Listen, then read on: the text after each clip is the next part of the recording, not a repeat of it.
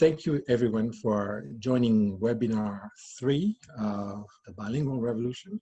My name is Fabrice Jaumont, and it's an honor to welcome all of you to this series of webinars, which has taken us to different steps and different topics related to dual language education and how parents and educators have been building strong dual language programs and the steps that they took to make those programs happen. This is the final installment of this webinar series, which has been very interesting to organize and record and edit and promote.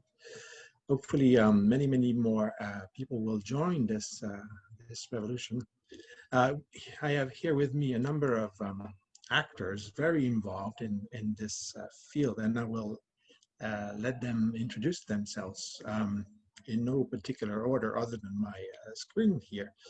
Let's start with Lee. Good afternoon, everyone. And my name is Lee Yan. I'm the founding principal for High School for Dual Language Asian Studies. And I opened the school in 2003. Believe it or not, it's 17 years into doing this. The school's doing great, and we'll continue to do a good job to promoting multicultural education, bilingual education, and hopefully kids will actually going to benefit from the program. Excellent, thank you. Kasusha. Hi, everyone. Thank you for joining. I'm Kasusha McCormick, and I'm a parent at PS 145 in New York, which launched the Russian dual language program back in 2017. And we joined in the second year of the program. So my daughter's now in kindergarten, but we've seen tremendous growth in the 3 years. So we're a relatively new program, but very excited to be able to offer this to our community.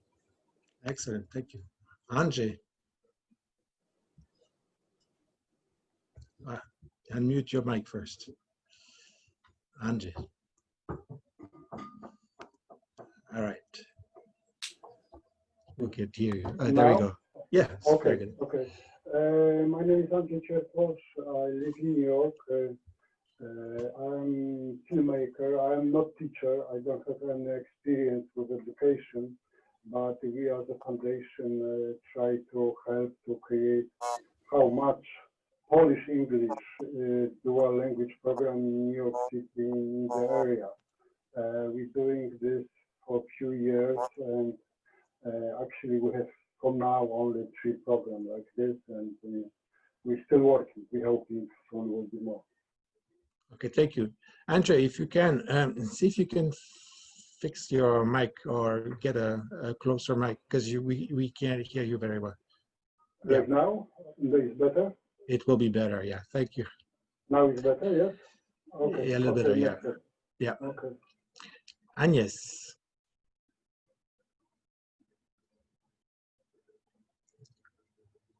Hello, my name is Agnès Tunkara. I am the coordinator of the French Heritage Language Program. It's a program of French-American Foundation called the FACE Foundation. And we provide after-school programs to recent immigrants from Africa and Haiti, mainly in New York City, but also in Maine, Florida, and Pennsylvania. Ana Valeria.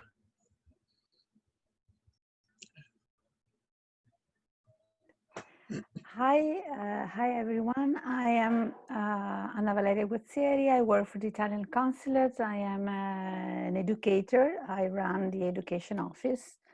And since I arrived about 3 years ago, I've been in love with this bilingual revolution. And you're joining us from where? I'm joining you from Venice, where I am. I've been here for about 3 months now, blocked because of the coronavirus, but it's been a nice sort of surprise, sort of holiday. All right. Hope to be back soon. Yalitza. Hi, good afternoon, everyone. Thank you so much for having me here today to discuss something that's near and dear to my heart, which is dual language education and ensuring equity and access for all to have these type of programs. Currently, I'm the Vice President of Multilingual Education for a company called Trinity Education Group. But previously, about a year ago, I was the Senior Executive Director for the Office of English Language Learners in New York City. And I was there during the time where we had a big push to expand many dual language programs. And I felt very fortunate that I was able to work with with some of you who are actually on this webinar right now to really expand this dual language program to ensure that we had equity and that all students had the opportunity to participate in this program. So excited to be a part of this conversation and coming back to do work in New York City since I've been doing a lot of work in other states around dual language education. Virgile. Bonjour Fabrice, merci. Thank you for inviting me today. I am a parent at Lafayette Academy. It's a dual language French program on the Upper West Side. I started the French program at PS 84 in 2003. We started kindergarten in the first grade. We were inspired by PS 58, who started a year before us. And then I was on the Community Education Council, which is the school board of the Upper West Side, and I helped set the foundation for Lafayette Academy, what would become Lafayette Academy later. And that was in 2010, 2011. And now I'm spearheading a project to turn Lafayette Academy into a high school, following the model of Boreham Hill High School in Brooklyn, which has an international baccalaureate with a French dual language program. And so we're very happy. We just got a vote from the community board and from the CEC to go ahead with the transformation of Lafayette from a middle school to a high school, and to keep the dual language program in French, but also expand to other languages as the children come up from elementary school, which means hopefully the Russian families from PS 145, but also our Italian friends from, I believe, PS 242 in Harlem, and also all the Spanish dual language programs that are around the Upper West Side historically since the 80s, who don't have a middle school or high school to host them. So thank you, Fabrice. Thank you for giving all of us a voice again. Perfect. Thank you so much. So the idea behind this third episode of it feels like it should go on Netflix soon, but this is a third episode of a series on dual language education. But we will be talking a little bit about the way to support dual language programs, and also the way to encourage schools to create those programs, embrace those programs, and multilingual education in general. So what I will do is show you a few slides about the steps that parents undertook to create those programs. I will go back into my PowerPoint. I hope everyone can see it. And let me run you through a few of those slides. But to situate you a little bit, we are in this step of launching the program, providing support to a principal, to a school community. When you start, when the program has been okayed. So the previous webinars discussed how you organize a group of parents, how you get people interested in your initiatives. And then the second webinar to talk a little bit about where you locate a school, what do you need to look for, what kind of partnerships you're going to look for and build with a school principal. So now we're past that. Now the program has been accepted, or is about to be accepted. Is what are the steps that you should be considering, and what are people here, and what have they been able to accomplish? So it's really about building a successful dual language program from day one. So these are the speakers that you are going to hear.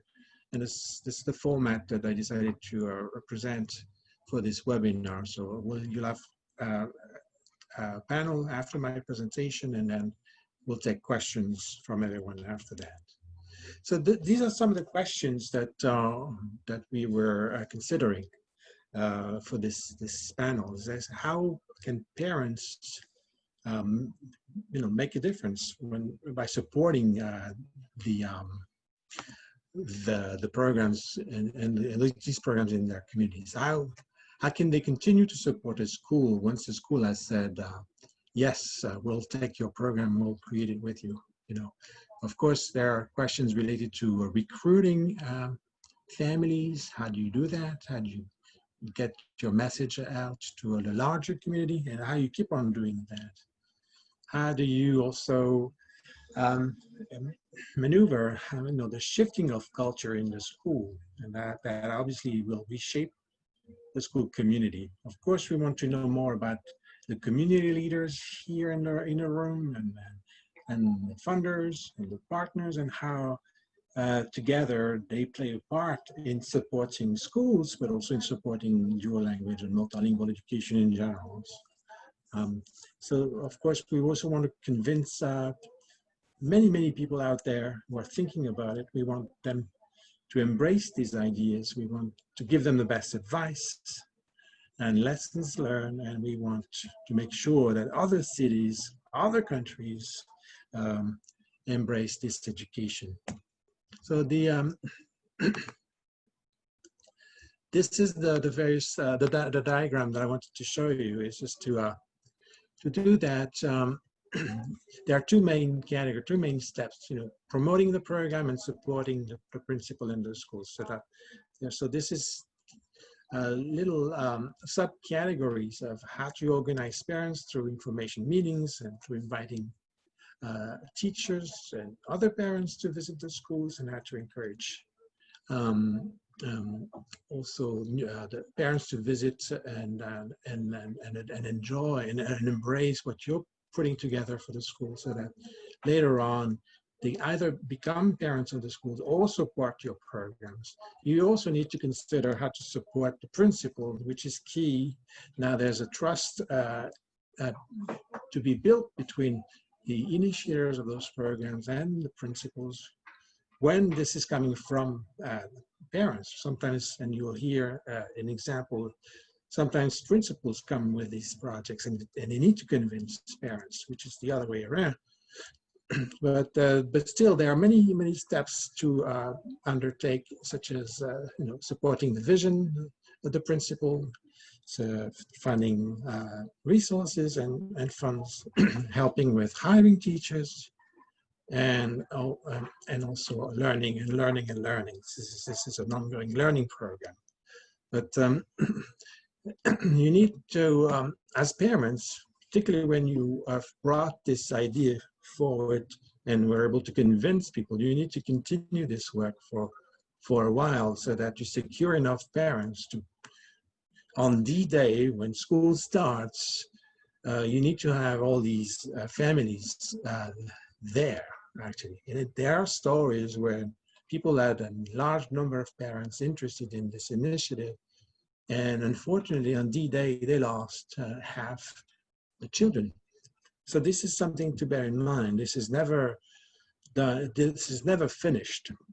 It's really finished when you have a full class of students starting the first cohort. And then for that, your parents will need to be very actively engaged in promoting and sharing information and keeping the flow of information going with the parents that have shown interest in this program.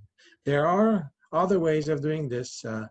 You can also, talk to radios and newspapers and online magazines. You can participate in education fairs. You can produce brochures. This is one that we put together 10, 12 years ago for the French dual language programs, so that we wanted to get everyone involved, from foundations to community organizations to consulates. We wanted to have as many partners involved to support the French dual language programs that were going to be open, or that were open in New York City's public schools.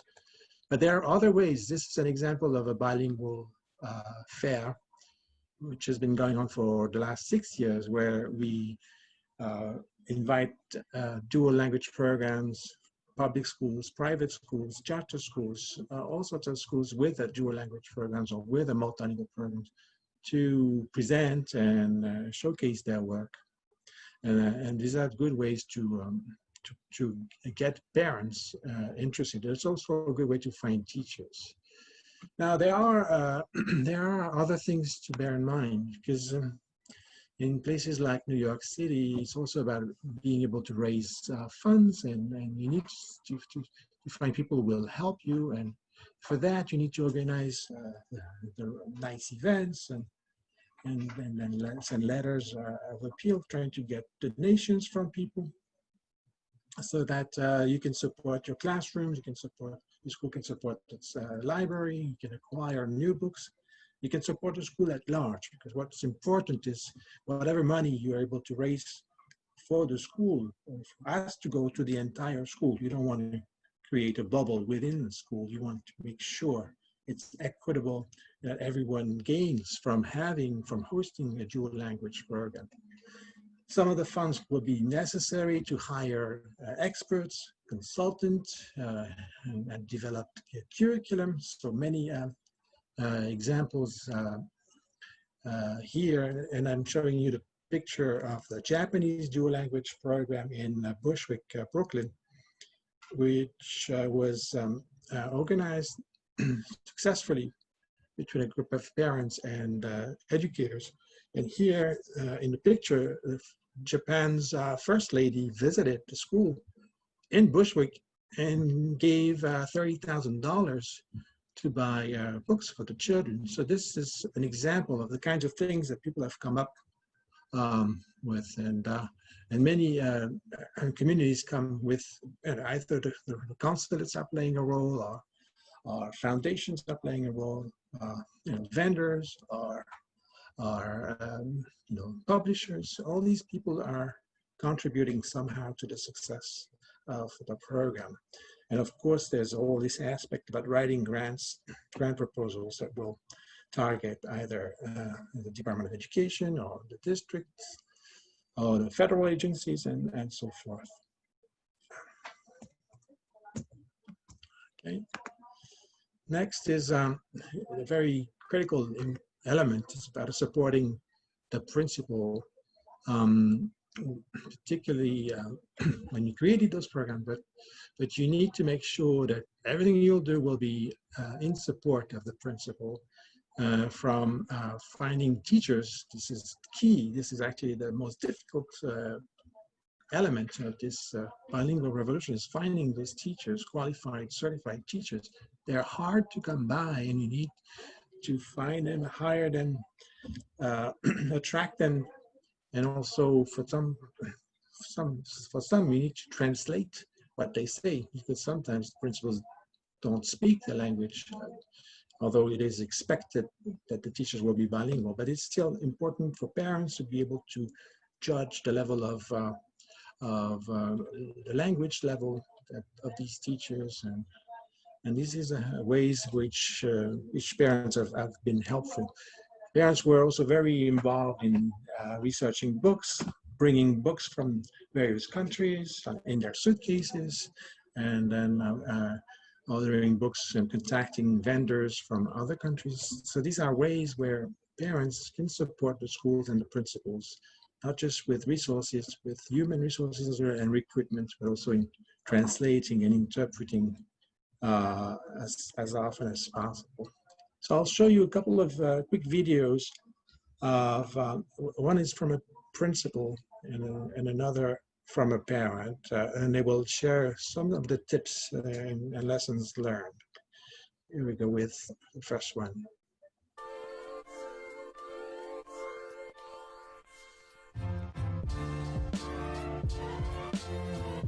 I do believe it takes some grit. You know, it's definitely going to take some elbow grease sometimes too, but you know, the most important thing is to get a dedicated team of people around you who are dedicated to the cause. Not only parents, but teachers, you know, and have potentially a school, we're happy to always be that school that you can bounce ideas off of. Learn from those who have done it already and ask the hard questions of what was hard as far as finding resources, finding teachers, and rely on those like us that have kind of gone through the pitfalls and learned how to make it successful. Don't be afraid to try something new. You know, I think that that's how we ended up in this amazing place. And everything is a learning experience across the way, and you're going to try something one year and it may not be successful, so you change it a bit for the next year. Don't ever give up, because it can be a huge success. And I think overall, it is a huge enhancement for the community of the school at large. Bilingualism, I think, is imperfect, but that's the beauty of it.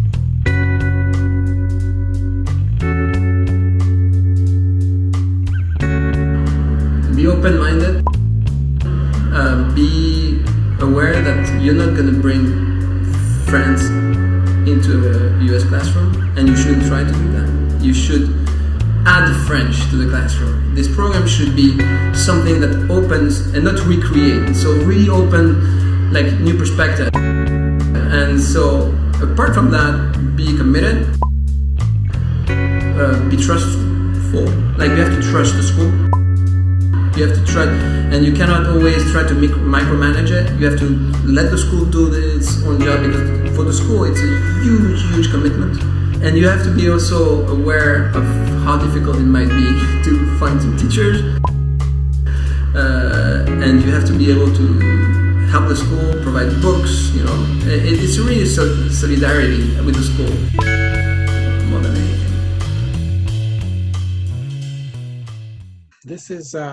This is how I wanted to introduce our conversation. I'll stop sharing the the slides, and I think it sums up a little bit where what are some of the steps are. But I know some of you here in the room have a different experience. I will start first, perhaps with the principal in the room, and I see there's Lian here.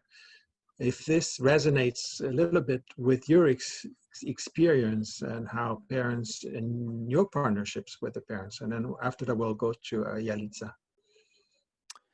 Yes, there were so many things I want to say. I don't have time for this. Lots of lessons learned, obviously. Have a parents involved is certainly very important. But I think the most important thing at this point, that's the second episode that you were working with, actually find a location. I think a very important thing is to actually get the principals on board, and they really have to share the vision, what the parents want, and what the bilingual education, the program is going to be.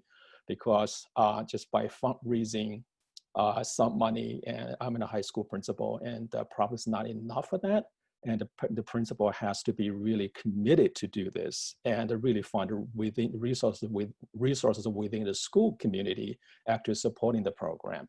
Getting parents involved, absolutely, that's the most critical thing. And they have to believe in you, and they have to actually believe in you are running a good program. And I wouldn't recommend people starting with a dual language first. You really have to have a program, actually, why the parents are buying into your program, why they're coming to you. I think that's an important thing. The most important thing is the principal and the school community really have to buy into the program. Simply, I know some school get a grant for $30,000 starting the program, and just can't be only for the money part of that. What do we do? Have a long-term plan. Having a dual language program, bilingual program, is a very expensive program. We understand that, especially in the public school arena.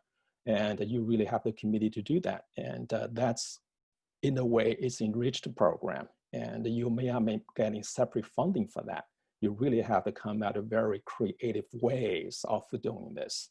And having parents supporting the program is absolutely a huge thing. In the high school level, parents need to work with the kids. It's not just please come to the program. You're going to work a little harder, have longer school days. And what do you do with that? Everyone has to buy into that and work together. Thank you. We'll go back to the particular example of your school. I know what you've accomplished is phenomenal, because I think your school has now been ranked one of the best high schools in the United States. So congratulations for that. Let's go to Yalitza and hear your views on what you just saw, and if it resonates with some of the schools you helped in the past and what you're doing now. Yeah, definitely. I think one of the things that we're seeing that was driven, I think, in New York City, and we're starting to see it in different parts of the country, is that this recognition that dual language program is really a potent force for educational equity, right? So there's a lot of conversations about what is equity in education, and I'm a strong believer that dual language programs can really be that. But if you don't have that very kind of, this targeted approach with, which I think you alluded to, Fabrice, around avoiding that bubble. So that bubble where this dual language program from a school administrator side is not this program that just exists in a silo, but that it really, really captures all the different stakeholders in the school community. So that way you don't have a program that is just for some and it's non-inclusive. And how do we make everyone feel from a school administrator side, like, because they have to have this lens of ensuring that this is a program that is going to serve the school community. Sometimes when you have a program within a school, the school program may just be, it might be just 2 dual language programs that they're starting.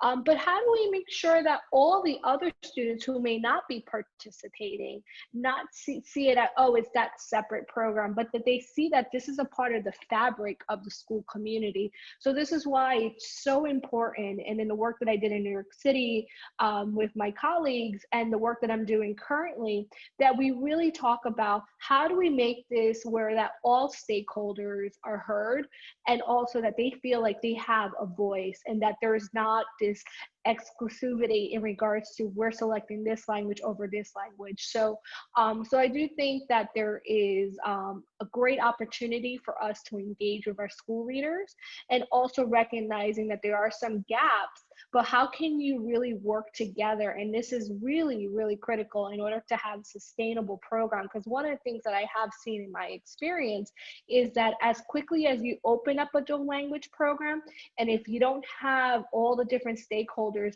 having a clear understanding as to the why and the importance, is as quickly as you can close a dual language program. So it's really important to engage all the different stakeholders and really be supportive of that principle, to really make sure and understand and be a little bit flexible, and to kind of make sure that this program can grow and be sustainable in the future. Let's hear, Virgil, can you tell us a little bit about how you went about with creating programs and approaching principals, and making sure what Yalitza Ali was just saying, that it was for everyone? Thank you. Well, I agree, parent support is critical, and it comes in very different ways. So I think we all understand that schools need money, public schools need money, they'll need more money than ever before. I think when I started the school was in 2003, so we're in a very different reality now. I'm sorry, 2007, PS84. So it's still 13 years ago, so it was very different. But I would say the constant that I see continuing at Lafayette Academy is that you're in a city, in a place where people come from very different locations, they have very different expectations, and it's to help parents have the right expectations about dual language program, about bilingualism, knowing that having a child grow up in New York City is going to be a New Yorker, is not going to be 100% Russian, or 100% Chinese, 100% French. And I think all the families, part of the support is to help them come to accept that their child is going to be bilingual and not monolingual in 2 languages. So that said, then you have to embrace the American system and help foreign families start coming. So you need to have a committee, kind of a welcome committee in the school, that sort of help parents understand what is going to be school for their child now. It's going to be different from the system they're coming from, and accept and understand the beauty of the American system, of the public school system in New York City, and so that they can start to help others and help the teachers and help the administration build a more equitable and a more create more performance for the students. So I think for me, it started from the committees in the PTA and the Parent Teacher Association. I was running a committee that was for enrollment, and I was basically in a school, unlike what Principal Jan was saying, that actually was not very desirable in my neighborhood. And I tried with other parents, tried to see what were the strengths of the school. And we, basically just talked about the strengths of the school without talking about dual language. We just talked about what was good about the school academically, what was in the arts program. If there was no after school, we would not talk about it. We were trying just to refocus on what was right about the school.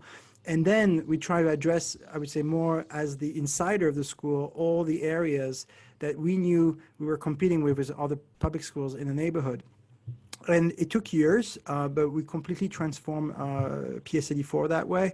And the school, what I'm very proud of is that to this day, the school is still a very, very diverse school. We still have a Spanish program. We had to fight off the district. We wanted to turn the school into a solely French school because we wanted to keep our Spanish dual language program in the school.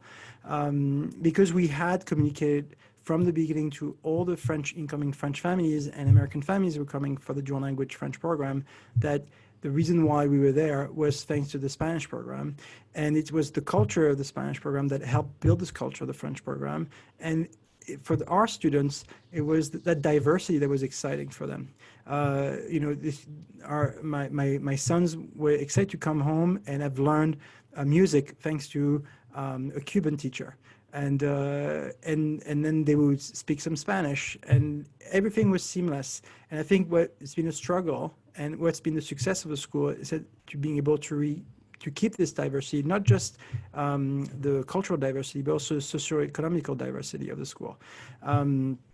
So I would say one of the support that we did, I can speak for French families, is that French families come to from a very strong public school system.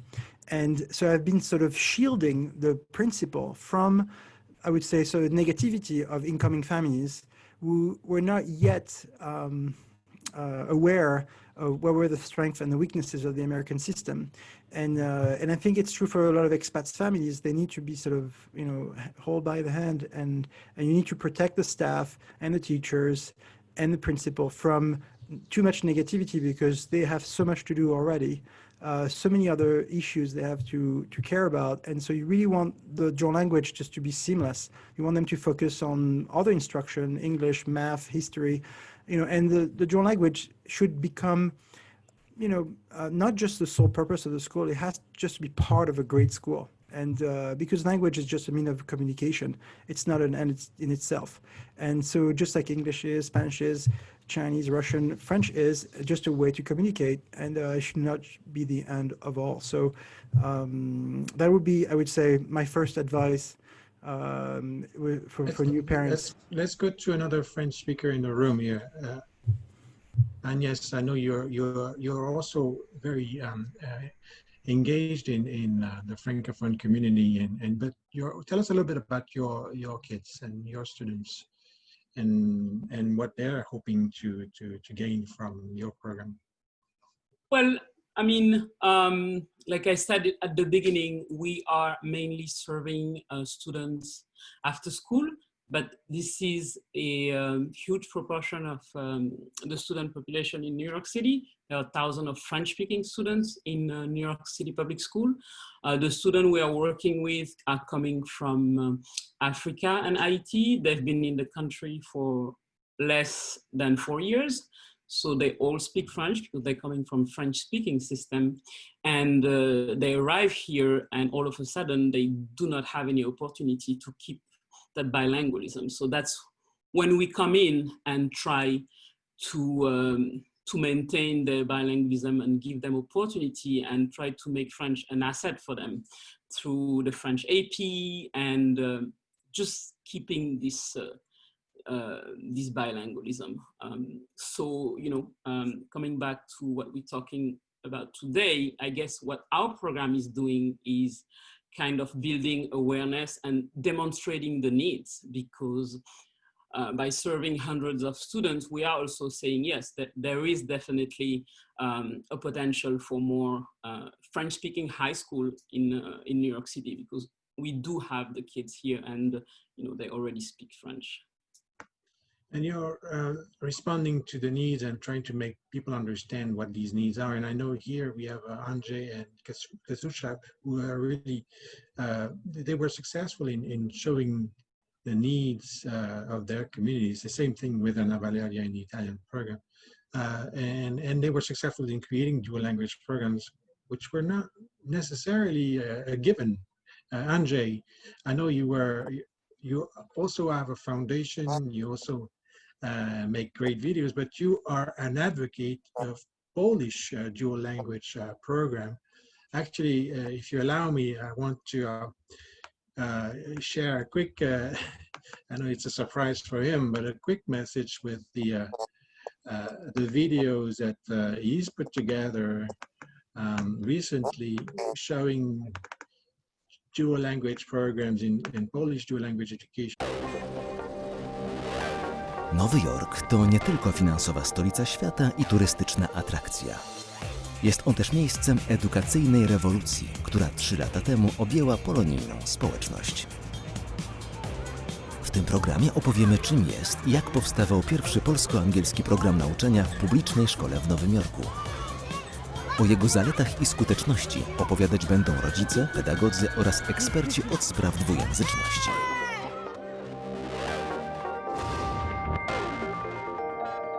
So we're in a Polish bilingual revolution now. I hope the video went okay. Andrzej, tell us a little bit what's pushing you to not only make videos, but also convince school principals and convince your community that Polish dual language education is important. Go ahead. Okay, you know, actually I'm not teacher, I'm not educator. I'm filmmaker, I do a lot different stuff, but you know, some point we create foundation, Dobra Polska Szkoła Foundation, what means Good Polish School Foundation. And we create foundation to keep connection to the Polish culture through the American society, you know. We have a lot of Polish guys in the America, we have a lot of Polish kids. And actually, we have a lot of Polish schools, you know, because we have very strong Saturdays system schools who combine about, I think, about 100 schools. And the kids go every Sunday, they spend over there 2-3 hours. And this is not enough, you know, the Polish language disappeared, you know. And when we find out about dual language programs, you know, we were very surprised why we don't have Polish classes, you know, and I try to do my best with helping a lot of people.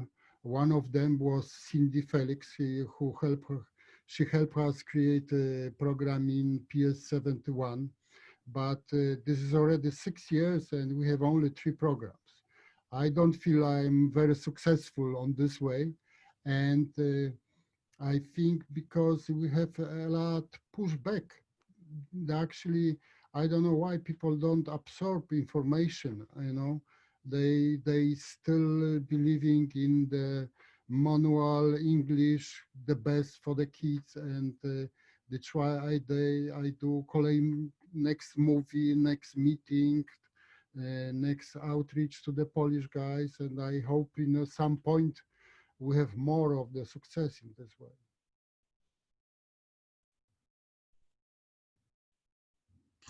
I muted myself. Kasusha, is this echoing with what's happening in your school with the Russian dual language program?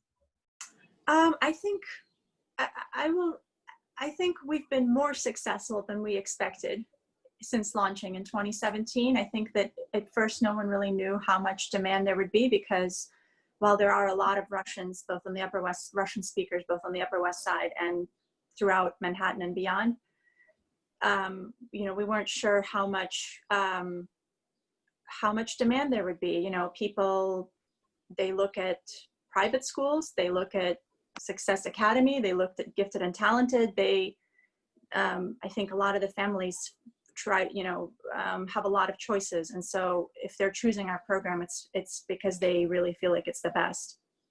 You know, almost nobody in our program is actually zoned for the school. And, you know, there's some people who live in the surrounding area, but it's definitely, we've been very pleasantly surprised by the demand, because in the first year that we launched, we had a full pre-K class and a K that was a little bit smaller. Now, fast forward to, we just got the kindergarten and pre-K offers have come out. We have a long wait list for kindergarten. We have a very long wait list for pre-K.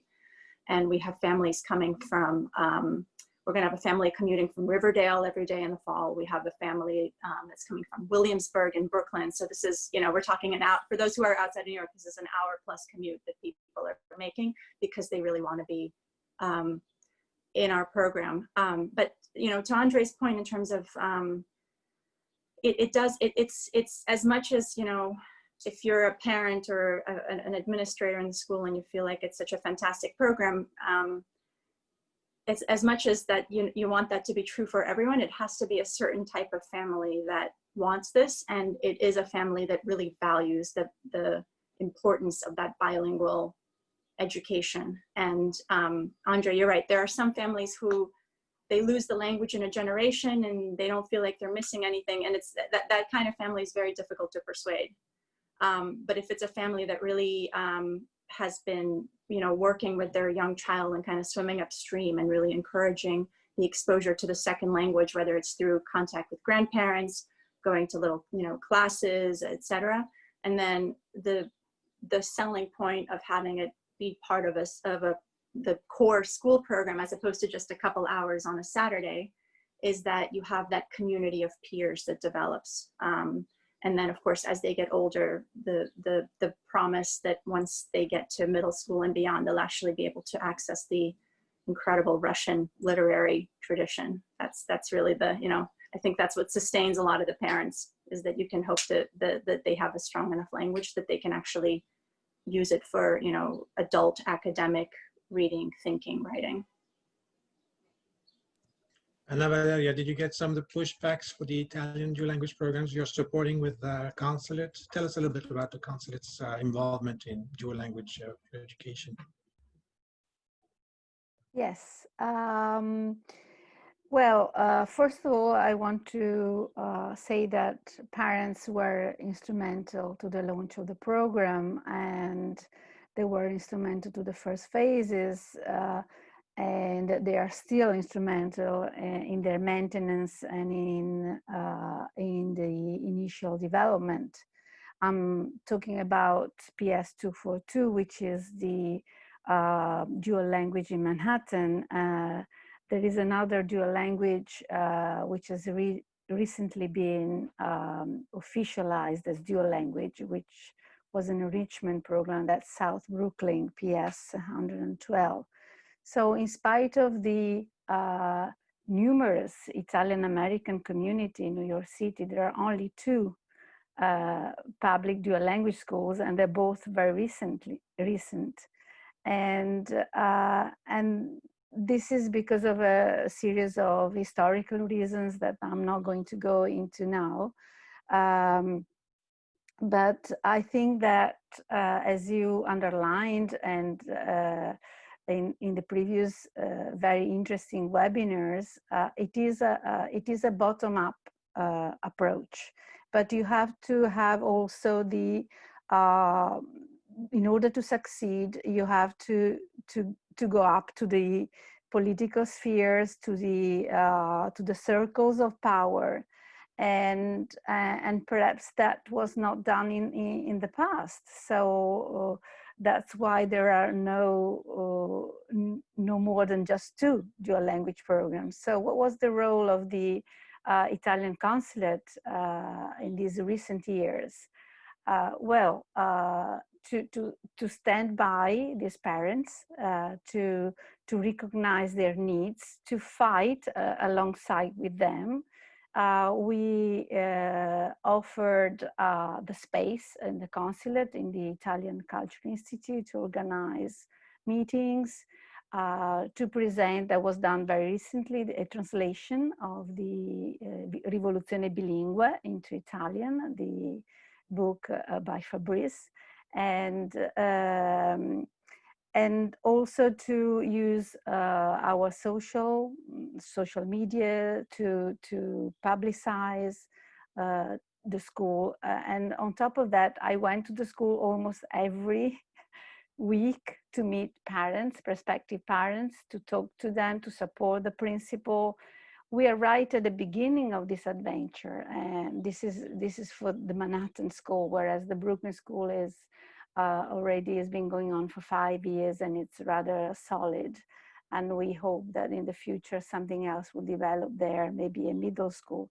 But for the Manhattan School, we're just right at the beginning, and my support was also given to the principal in recruiting the teacher, or rather the teachers, both teachers, as you said, participating in the selection process and helping the principal to define what sort of curriculum, how innovative do we need to be to attract parents. And I think this is the beauty of the program we are building there, which is not a bubble. We don't want to be a bubble for just Italians. We want to be part of the whole community in Harlem. And there is a lot of music, there is a lot of arts, and this is the beauty of this program. A very tiny school, but I hope it will grow.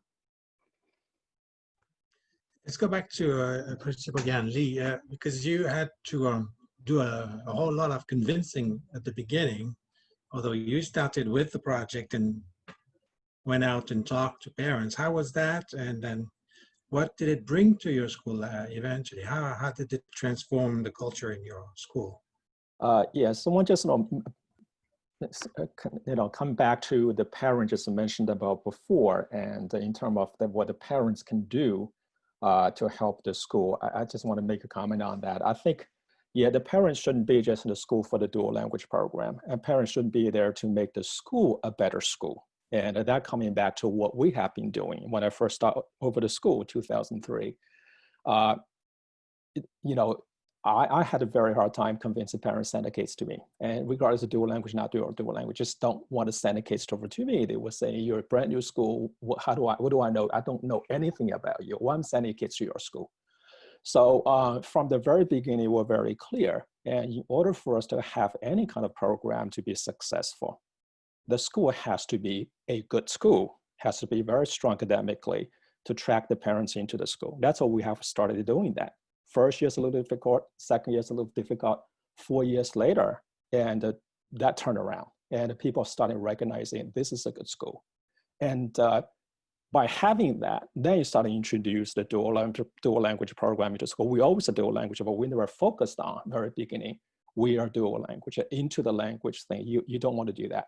I think the thing is you have to have a good school. Once you have good school, parents are willing to send the kids into your school.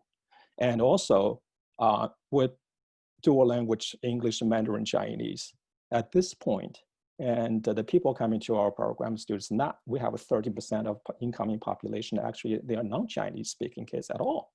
They are here for the program, not heritage kids. They want to learn a new language. And a lot of the kids, the parents are willing to come to us to be part of the program because the school is a good school. I think that's really foundation. How do you get the kids in there? It's just can't keep on talking to them and send the kids over to the school. They're not going to do that. The two things, has to be a good school. They're not going to get a good education. At the same time, you actually can push the dual language part of that becomes an enrichment program. It's not a Chinese school, make that clear. It's not. It's an academic high school, but at the same time, we have this a very strong program and then in the dual language setting. So they will be graduated from school, be proficient in 2 languages. I think that those are the important things to do, not supporting parents, supporting kids. Okay, I'm only here for the dual language program. You are here to support in the school. I'm here to help in the principal to shield the principal from other things and make sure that we're going to develop into a very school culture, very academic, strong school. So by having that, you will have, people say you build, they will come. That's exactly what we are at this point. At this point, every year we have about 1,300 kids apply, and we can only take 100 kids. We just don't have the capacity to take them in.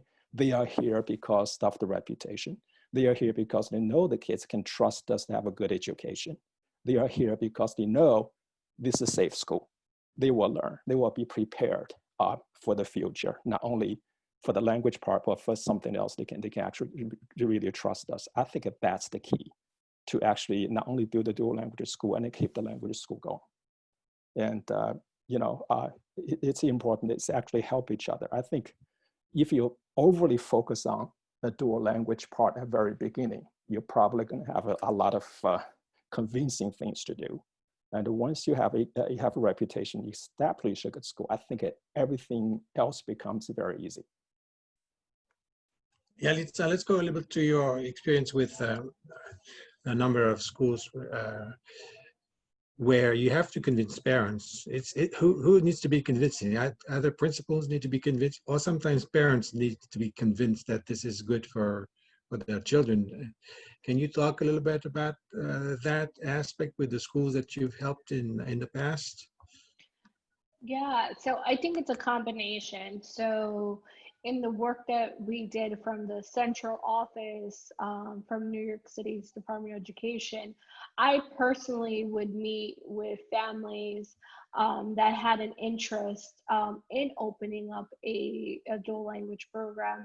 So that was kind of the first thing. It's like, okay, we spoke to parents who expressed an interest, but we also had those difficult conversations when a parent said, we have identified a school.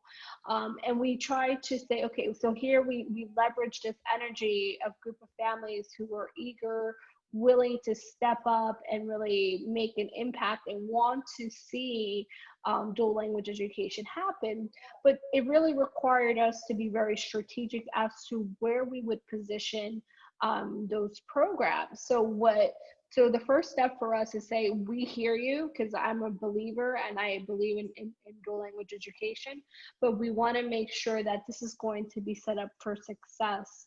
And I think it speaks to the point that was made by the principal, that we want this not just to be this notion that it's just dual language, but how is this going to better the entire school community? So this really required myself and my colleagues to really engage with the school leaders, and not just with the school principals, also with the school superintendents, with the different community-based organizations that might already exist in that community, so that people can understand the value. So really important to me was always making sure that I was listening. That's very important, but also to make sure that we're listening to the other stakeholders in that school community, so that they can feel like they have a say and they have an understanding as to the why and how we're going to go about this. So this required a lot of emphasis, and some of you who are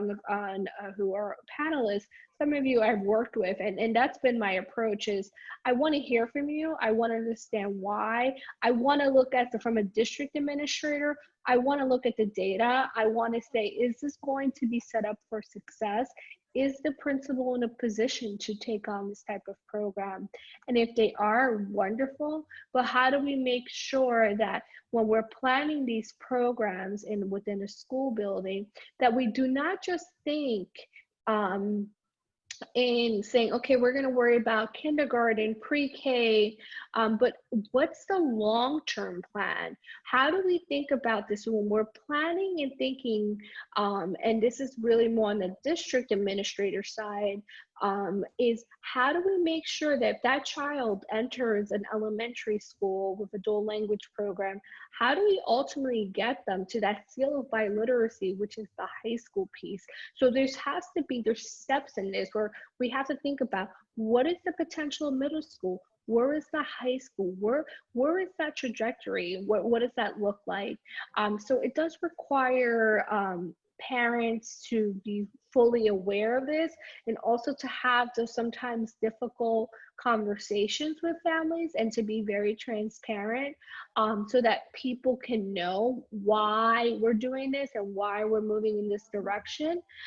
So I think the big takeaway for me and my learning is that you need transparency. You need to have a very clear plan when you open up a program. What's going to happen when it happens so quickly, you know, that by the time your kindergarten child is ready to apply for middle school, what happens next? And the worst thing that can happen is that we stop offering programming for those students at the middle and high school. So this is where I've been a very strong advocate that there has to be really strong planning across how these students will continue on. And this information needs to be clear to families as well. Mm-hmm. Let's talk a little bit about this continuum, actually, Agnes and then Virgile, because what happens in the middle school, what happens in the high school, what happens if the children were not able to go to a primary school with a dual language program? What can we do? Is this a lost case? Have we lost our children when they're not going through dual language education? Or what are some of the ways we can work together and build a continuum going all the way to high school, going all the way to the seal of biliteracy that you mentioned, and even further on in college and their work? Agnes, do you want to take this? Sure. I mean, I started this at this position a year ago. And I'm surprised by the number of French speakers in the New York City public school that are not served because there are no programs.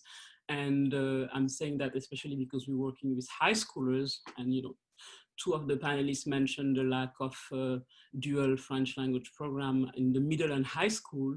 And yes, it's a huge loss. And what we're trying to do to alleviate that is help them obtain the seal of biliteracy, you know, to capitalize on this bilingualism and not lose it. And yeah, it is a loss. And I really hope that our program, like I said before, help demonstrate and show the needs to the decision makers, and you know, hopefully help promote the, you know, more French dual program in the city. The other thing I would say, and two panelists also mentioned that one of the big advantage of these programs, you know, we all know the benefits on the brain, etc. But really, I think that the diversity and the integration that these programs are offering are tremendous. One of the parents in the video said, you know, do not try to bring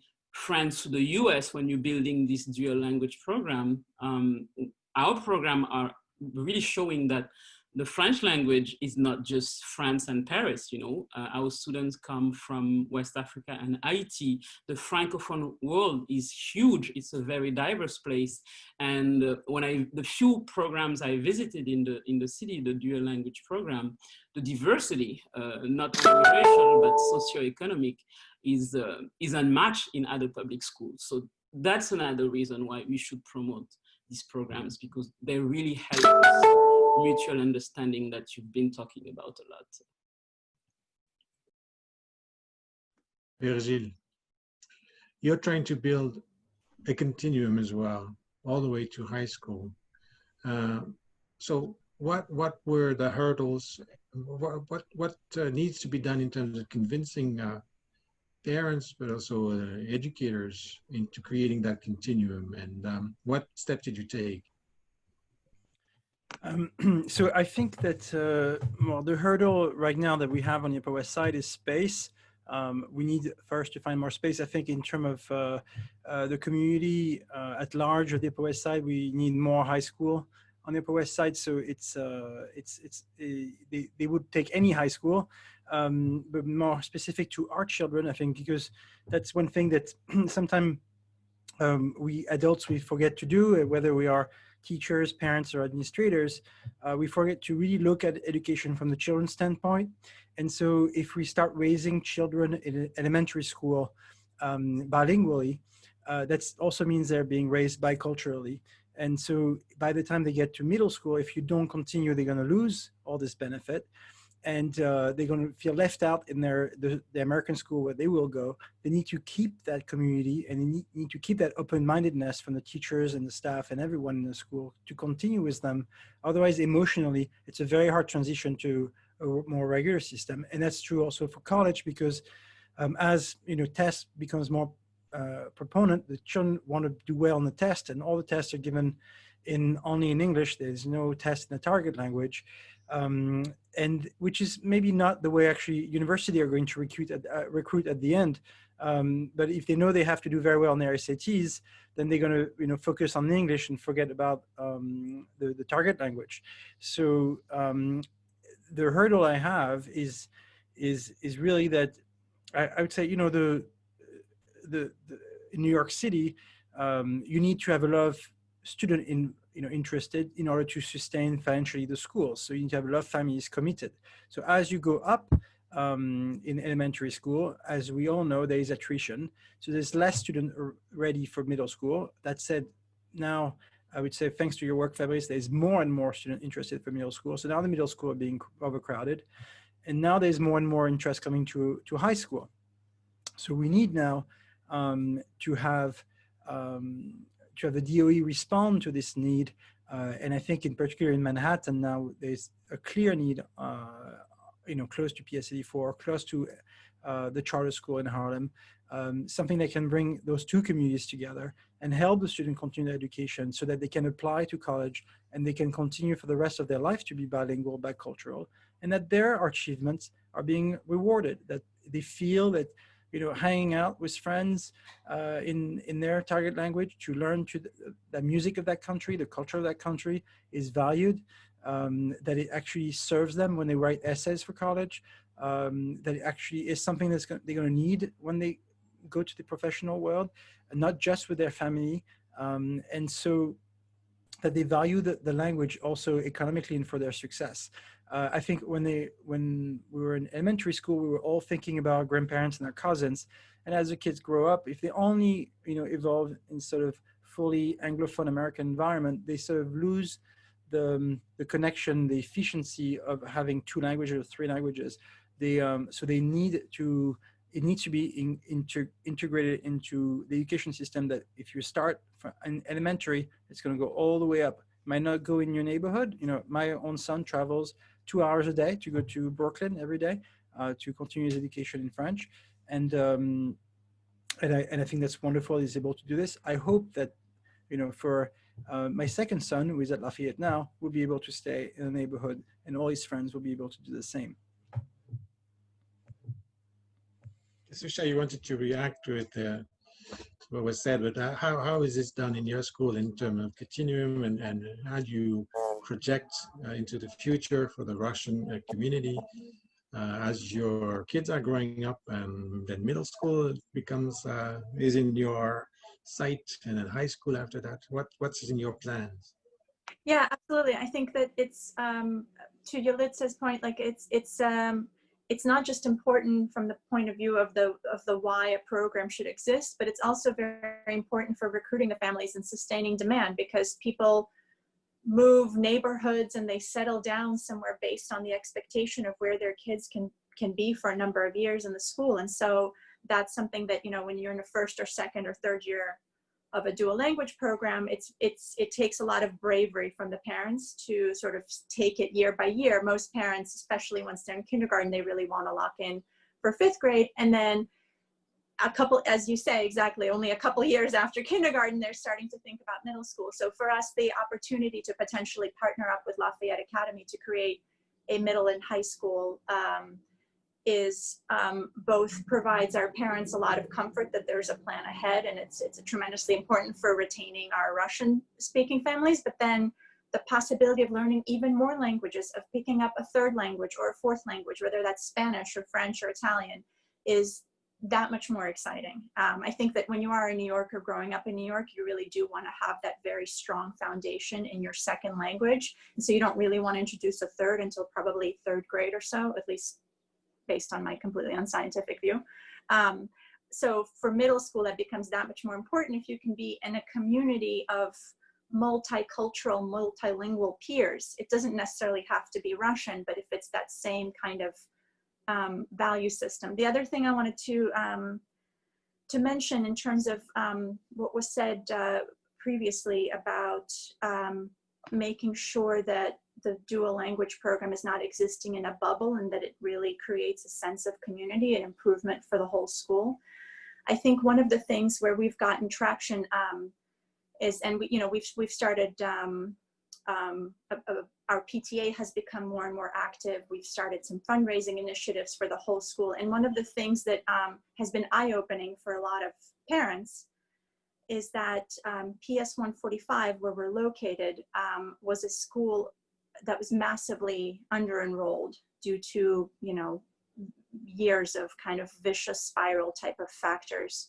And so in a school building that has room for 600, I think the enrollment at 145 dropped down into the low 300s by around 2010, 2012, which is when our principal, Dr. Russo, came in. And one of the things that's been really eye-opening is the New York Times about 2 years ago published an infographic by zone documenting what percentage of kindergartners that are zoned for that school choose to go elsewhere. And for our zone, 75% of the kids who are zoned for 145 choose to go somewhere else. They go to private school, or they go to an unzoned public, or they go to Success Academy, or what have you, or KIPP. And so that's been very impactful for us in terms of getting the parents to be involved and to contribute financially for all of the school, which is that we're losing, if you do the numbers, we're about 70 kids a year at least choose to go somewhere other than the English, and I'm not talking about Russian, I'm talking about English language and a Spanish dual language program that's already co-located in the school. 70 kids every year choose to go somewhere else. If we can capture even 10 or 20% of those families, get them to give their neighborhood school a chance, that's gonna improve everything. That's going to improve the funding for the whole school, and it's going to improve the culture and the opportunities for everybody. And so that's something that, I think just because we happen to come in and start doing some of these things, we noticed, but it's been something that's, it was important for getting the buy-in from the administration, from the principal, the assistant principal, everybody looking at the fact that strong enrollment for our school really benefits everybody, not just Russian, but Spanish and English. And then the other thing I wanted to say in terms of some of those silos is that, of course, Russian is a little bit of a niche language, but I'm personally very proud that now that we're kind of starting our 4th year, we're starting to see a handful of families from the community enroll in the Russian dual language program, where they don't have a Russian speaking parent at home, but they know that this is a strong program and the teachers are good and it's a high academic standard, and they want their child to be exposed to that. So that's something that I think is one of the things that's the biggest kind of, evidences of our success, that we're not just, for the Russians, but I think everybody in the surrounding community is starting to see our program as just a strong, good program. This reminds me of the school we talked about in the first webinar, the Japanese dual language program in Bushwick, New York, which is not a Japanese neighborhood, but there's a lot of Spanish-speaking kids in the Japanese dual language programs, and they're becoming trilingual, and it's a beauty to watch. Ana Valeria, is this somewhat resonating with the program you're supporting in Harlem, and parents traveling to go to the school, or I know you're dealing with separate communities, and the one in Brooklyn is very different because it's an old Italian bastion, but the one in Harlem is definitely about finding the right, building the enrollment and creating that momentum to build the program. Can you say a few words about this? Yes, well, I also wanted to answer to Principal Ian about the importance of languages, about the dual language, and the fact that I think that we shouldn't be feeling shy about promoting a dual language approach, because in fact, any teacher nowadays is also a language teacher, because we have very diverse classrooms. And so whatever subject you teach that subject through a language, and that language may not be the language, the first of the native language of all the children you have in front of you. So I think any teacher in whatever school, whether this is a monolingual or a or a dual language school, has to care for the parallel growth of the linguistic and the cognitive knowledge, aspect of knowledge in every child. So going back to the dual language context, we have native and non-native children in the same class and learning together. And this obviously implies a different methodology, a totally different methodology. You cannot, and implies the use of inventiveness, the use of creativity, use of the arts, and of course, as the principle from the dual language Chinese and American school, you have to be a very good school to do it. But we are just at the beginning there in Harlem. And what can we do to help parents to come to the school? Because we are right at the beginning. I know that for next year, the school has received many applications, maybe twice as many as we need. But the principal is a bit worried because she is not sure whether she will be allowed by the district to have to double the number of classes. So to have 2 sections of dual language. And so because so I don't know exactly what the situation there is now because of the lockdown. I'm in contact with the principal, but I do hope that this program could be open to more children than just one section. And I suppose it's because the whole school has realized that the program is good and that you can take 2 for the price of 1 because you learn 2 languages, and and you don't have to send your child to a Saturday class or to an enrichment program. You don't have extra homework, and sorry, maybe I'm not answering your question. I got sort of mixed up with the. It's all right. You've answered it. Angie, I want to hear you. I want to give you some time as well to talk about the Polish dual language program, because it's been very booming in places like Chicago, where Polish dual language education has been going on for decades. And now all of a sudden here, it started in New York. How do you see the future for this? And what do you tell parents to believe in what you're doing in terms of creating more schools with Polish dual language programs? Because I think, from what I understand, it's for Polish speakers, but also non-Polish speakers who are learning Polish, who are signing up the children for the experience of becoming bilingual, biliterate, bicultural. What do you tell parents? Is there a good advice you give them to join your efforts?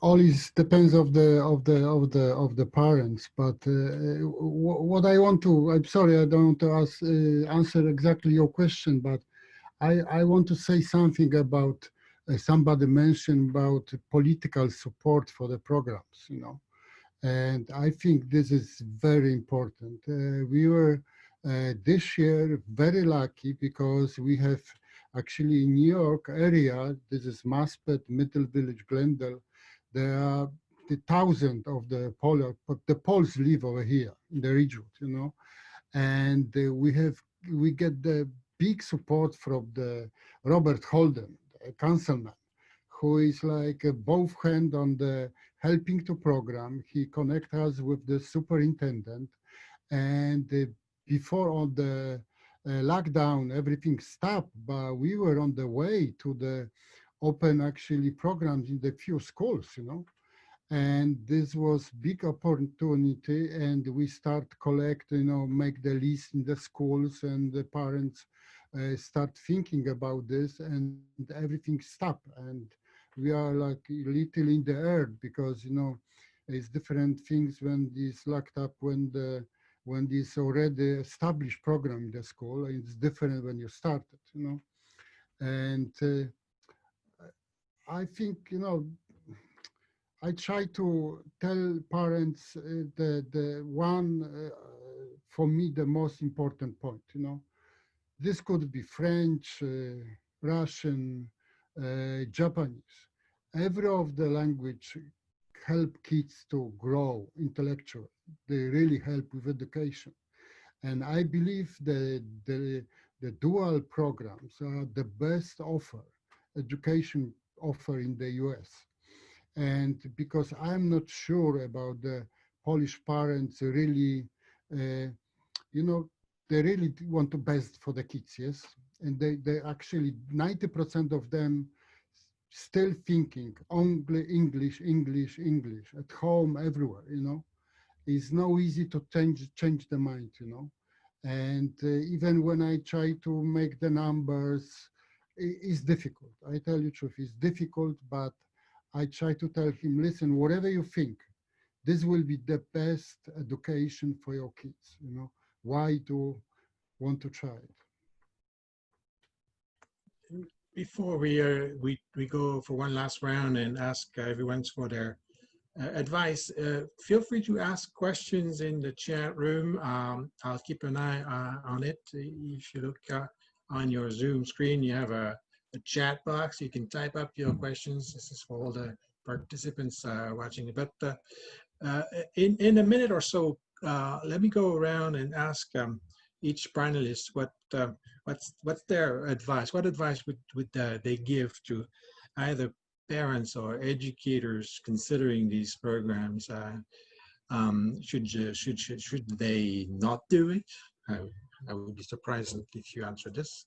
Should they actually embrace this type of education, and why? What can you tell them? Let's start with you, Principal Jana. Is there something that you learned from what you did these past 15, 16 years, and is something that you'd like to recommend or advise?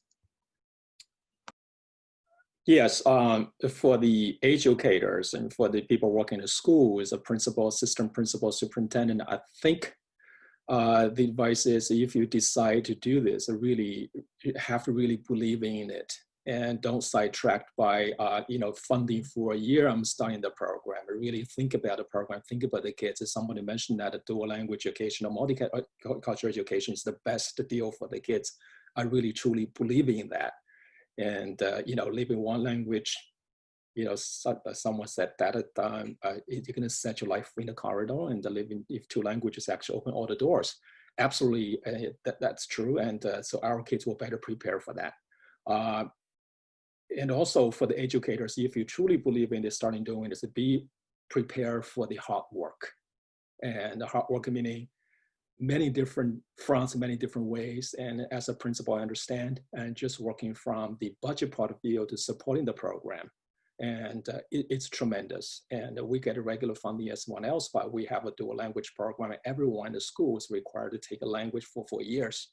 And everybody knows that it's not funded by the state and by the city. You really have to figure out what do you do and to support that. And that means that principal, yes, maybe he has to sacrifice something. Yes, true. In the example in my schools, I don't really have money for a school aids. I mean, principals sometimes from time to time, I take the paper from the basement to my teacher's room. And you need to do that because that piece alone is not really, the funding part is really have to think about, especially for us. We have a 4-year program required, mandatory for everyone. Either ready for the sacrifice, they have to understand that. For the parents, really need to work with the parents, have to have the parents behind you to do this. You can't do that without the parents. And the other one is really have to do the hard work part of it is recruiting. Somebody mentioned how do you recruit? And as the principal in school, you can't just send 2 kids to the high school fair, just sending your school. It doesn't really work that way. I believe from the principal has to be the person actually going there, starting talking to parents, convincing them. I personally have been down to 17 years, never given up any opportunities to actually get out to spread the word and educate me and educate the parents so they actually understand the importance of the bilingual education. Some people ask me, why are you still doing that? You don't really worry about the kids. We don't, but I think we need to do more of that. And somebody mentioned Manhattan, we are actually looking for space to expand the school. Since our school's in Manhattan, that's very hard to do. And we have been trying for the past 70 years, try to get a space so we can serve all the kids who want to come to us. And hard work and think about the sacrifice and the budgetary things, just have to really think about that and truly believing, put the money where the action is, not just simply talk about it, be ready to sacrifice. Thank you. Well, actually, there's a question about that. Is someone asked us, how do you secure the initial startup funding? And let's go to Yalitza, because I know you provided grants when you worked for the DOE, but perhaps you have an advice related to funding, and then an advice about starting those programs despite the funding or the lack of funding. Yeah, so I'll start with what I mentioned in the beginning, that I really believe for families, this is where it's really important, you know, especially in this new world that we're living in, where there's a recognition of the importance and that family engagement is coming from an authentic place where there's really discourse, that there's really an opportunity for this conversation.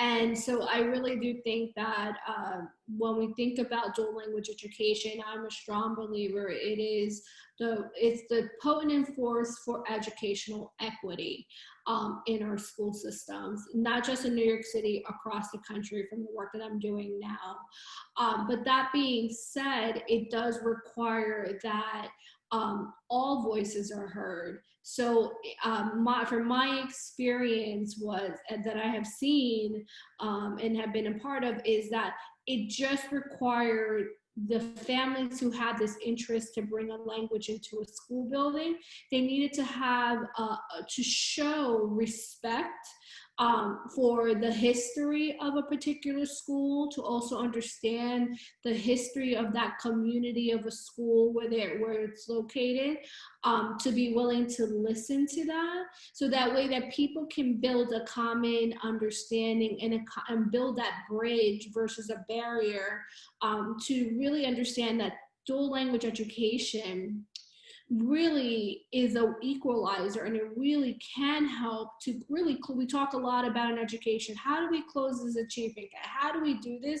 And I really strongly believe that dual language can do that, and we have the research that has shown that, but it has to go down to, how do we make sure families feel comfortable? How do we make sure we do not exclude parents who that may speak another language in that school community? And the third piece that I want to mention around family is, how do we also make sure that these programs are not seen that it's for a certain group of families that may be of a higher socioeconomic status, but that this program is also available to students who are English language learners. So I wanted to make sure that that was mentioned, because that's really critical, that we really be inclusive when we think about the planning.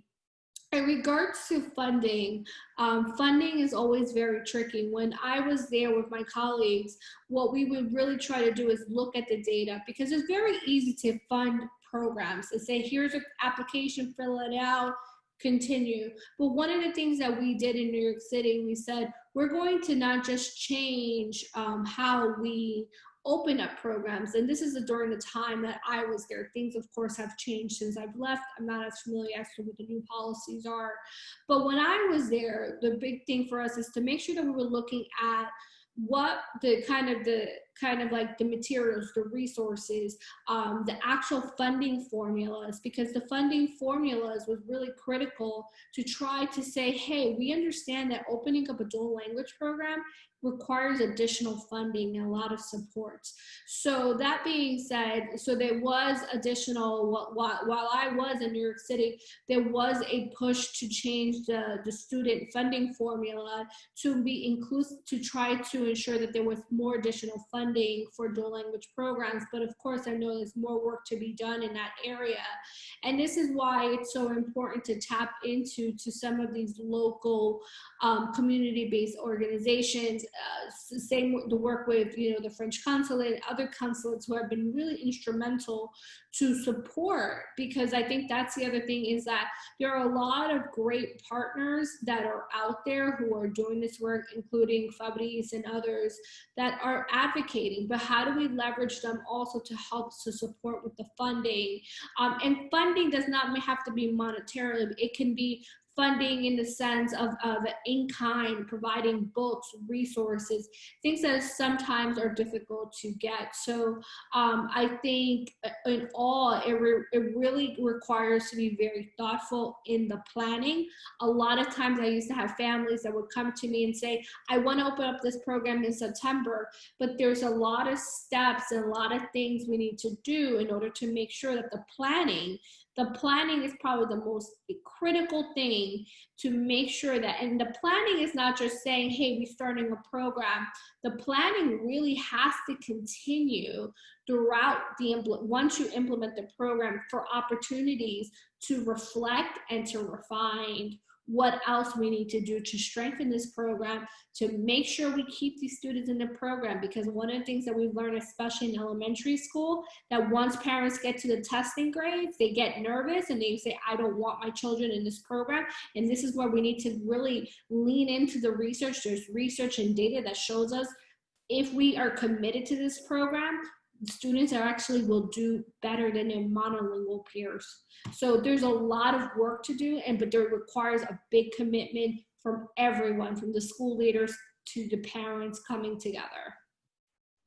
Going to Agnès and then after Virginie, there's also the use of philanthropy and private money supporting after-school programs or initiatives in the schools. And can you tell us a little bit about your experience? Agnès, let's go with the FACE Foundation and the initiatives that were funded and supported by the FACE Foundation and its donors. That also definitely created some change in the public schools. Yes, the French Heritage Program is a beautiful example of a private-public partnership between, in this case, the French government and American philanthropy. We are funded by American private donors who believe in bilingualism, and I think it's important that those two things work together. To support or fill the gaps where there is not the possibility of starting a dual language program. So that would be one of the things I would mention. I also echo what Yalitza said in terms of equity. All of our students are ELL, English learners, and giving them the opportunity to leverage their linguistic assets in French would definitely help level up the playing field for them, where they're educated in English only right now, and we are losing all the assets they could bring if the education was delivered in language. So those are the two things I would say. So the other advice I could give to everyone, you know, if you cannot start a program, maybe start after school, and that's we've been doing. That will allow you to test the program, to rally the communities, show the interest, and maybe from there, you know, being able to start a program during the day. Virgile, do you want to jump in? Also, you see there's a number of questions flowing here, but there's one about, and what are some of the steps that someone should put in their dossier when they're presenting a school or presenting a program like this to a school? What should they include in their rationale or in their argument? I know you can answer that question, Virgile. And also speak a little bit about the fundraising efforts that you put together to support the school. So I think for the dossier for the file to convince the principal or the superintendent, the one thing you have to remember is data, data, and data. You need to have the numbers, the years when the kids were born. I'm sure André can talk about this. It sounds like you opened 3 different programs. That's more than me. So it's all about who is in a neighborhood, how old are the children, and so that the DOE or your local school district knows that the program is sustainable. So now for a second question about funding, we being in New York City and proximity with the French Embassy and you, Fabrice, you be able to support us for a financial need, whether it was for teacher training or for books, or also just something that's very important also was to bring politicians and such as the First Lady to our school to show to the Department of Education the support of our of France, but also of the Canadian community, also of sometimes Caribbean community or African community, and so that diversity of international support to the program has been crucial for the DOE to understand that this was not just a few families who had time to organize something like this, but we were truly serving a very broad community of children and families. And so for fundraising, my advice is, you start small with your own school, and then within your school, you reach out companies where parents work, and you try to convince them that instead of sending the children to expensive private schools who basically will provide the same service, they could invest in the local public schools and realize that actually it's a great investment for their company to do that, because then they don't have to pay for education for their international families they bring from their target country. These have been a very important source of funding for our school. I'm not the most versed in fundraising, but this is what I witnessed. And then we do a lot of also events that sort of promote the school. We organized several workshops, and for example, we did an extraordinary wall for our school with an artist called Hervé Tullet, and that sort of brightened the whole neighborhood. And so now we have politicians wants to have pictures in front of it. People want to participate to a spring fair. So indirectly also organizing, changing the face of the school, and has also transformed our neighborhood for the long term. And so now everybody wants to be part of it. And that's also a way to also raise a lot of money to offer access to the school that way. So Shai, is this something that you do as well with your school? Is there fundraising involved? Let me unmute you. Go ahead. It's something that we just started this year, so we're not nearly as far along as PS 84 or Lafayette.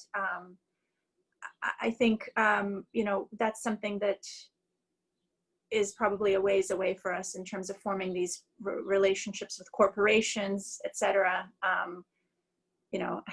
hope it's okay that I say that, we try not to rely on the political support as much as maybe France and Italy can.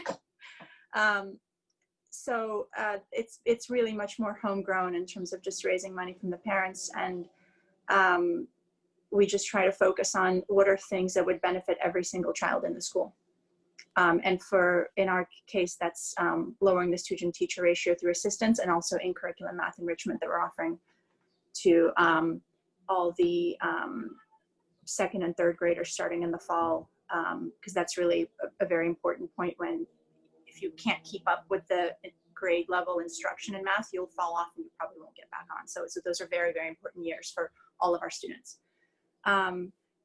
So we're not the fundraising experts by any means, but in terms of advice, to your earlier point, I would say 2 things. I would say that if you're starting a dual language program and you have a couple different options of locations, et cetera, the principal, chemistry with the principal is the most important thing. If you have support and respect and trust with your principal, so many things will be easier. And if you don't, so many things will be harder. So that's number 1. And then the second thing is that it is a big culture shock for some of the schools that have the space to support these programs. And it's a culture shock for both sides. And it just, I think it's important to be patient, to let the trust develop, because it won't, no matter what inspiring words you may say in the beginning, until people sort of see how you behave and what you do and how you integrate yourself into the community, it's it won't be as impactful as seeing the actions, and those just take years to play out. So I would just say, you know, have patience and have faith that you will be able to develop that trust and build those bridges with the community. Ana Valeria? Yes, yes, you have to be patient and also resilient and never give up and reboot all the time. You get stopped, and we have a great example in what the Italian parents of In Italiano have been doing these last years, and the way they managed to get the first Italian dual language program in Manhattan is a small victory, but it's just a starting point. So we want to go to move forward, and of course there isn't a one-off-the-shelf solution. We need to be innovative also as far as fundings. The Italian government has been helping the school and is going to support the school, but not just with a grant. We can support also with non-material things like, you know, attending cultural events at the consulate. Grants can be offered to travel to the country when the frontiers will be open again. And also administrators can travel to the country, because, you know, we need to bring cultures together to involve principals, administrators, parents, and to make a united community. So what other advice can I give to parents to conclude? Well, I would like to see this type of program develop also in New Jersey, in Connecticut, and maybe also over here in Italy, because Italians used to be in the past a monolingual country. Most Italians spoke just Italian and perhaps their own regional dialects.